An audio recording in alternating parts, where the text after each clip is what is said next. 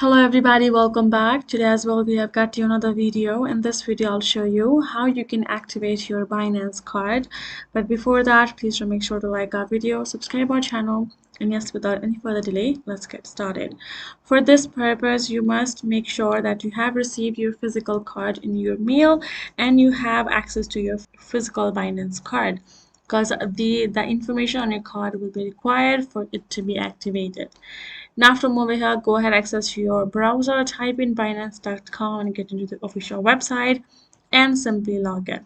Then from over here, you're going to go to this section of My Binance Card, where you will be able to check out this kind of interface. You can see you activate your physical Binance card given right over here, and activate now button on the right side. Go ahead, tap on it. Then once you do that, as I mentioned before, you will need your card for you to get the 4-digit code that will be on the back of your card. Simply got to add in that code number right over here, and then tap on next.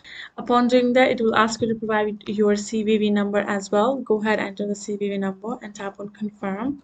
Then once you've added that, you can see your card is now activated. You can tap on back to home and go back to home, and you can use your card however you like afterwards.